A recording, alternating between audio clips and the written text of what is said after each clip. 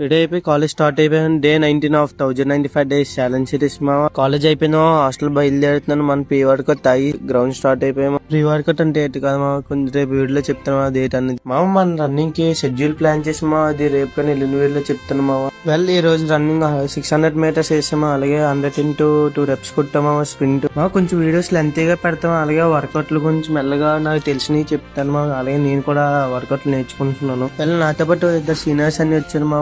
వాళ్ళు కూడా 2 km 3 km అలా ట్రై చేసి నీకు కానీ ఫ్యాట్ ఉంటాయి ఇందులో చూపిస్తున్న వర్కౌట్లు చేయమా. సెట్ కి 30 వచ్చినా 3 sets చేయమా. మార్నింగ్ ఈవినింగ్ ఫ్యాట్ మొత్తం కరిగిపోద్ది. అదే నేను తినేది కూడా కొంచెం లైట్ గా లిమిట్ గా తినమా. అలాగే వెజిటేబుల్స్ కూడా తిని వెజిటేబుల్స్ గురించి కూడా వీడియో చేస్తాను నేను. మా వీడియోలో కనబడుతున్నట్టు 30 into 3 sets చేయమా మార్నింగ్ ఈవినింగ్. అది దేనికి యూజ్ అవుతుంది రేపు వీడియో చెప్తాను మామ. ఇంకా ఎక్సర్సైజ్ ఉంది కానీ చీకటి అయిపోతుందని చెప్పి ఆ వీడియో తీయలేదు మామ. ఈ రోజు మాత్రం చాలా హార్డ్ గా చేసిన మామ. నేను ఎందుకు అలా అన్నానంటే మామ నా ఫేస్ చూస్తాను మీకు అర్థమైపోద్ది.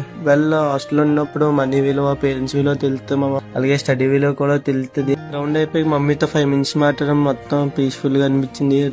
ఇంటికాడ ఉన్న పరిస్థితులు బట్టి మనం కూడా మాట్లాడాలి మామ. నేను మొత్తం నోట్స్ రికార్డులు అబ్జర్వేషన్ తో సరిపోతుంది మామ. మన నైట్ టైం మొత్తం అలాగే కొంచెం లాస్ట్ లో కొంచెం చదువుకుంటున్నాం. అలా ప్రాక్టీస్ అవుతున్నాను మామ. నేను ఛాలెంజ్ ఎందుకు తీసుకున్నా అంటే నేను సెమ్ పాస్ అవ్వడానికి కొంతమంది అన్న దాన్ని ఛాలెంజ్ గా తీసుకుని ఎలాగన్నా పాస్ అయ్యి చూపిస్తాను ఛాలెంజ్ తీసుకున్నాం మామ. మన త్వరలో మంచి కంటెంట్ కూడా ఇవ్వబోతున్నాం మామ. అంతే మామ ఈ రోజుకి. మళ్ళీ రేపు వెళ్తా కలుద్దామా. Signing off.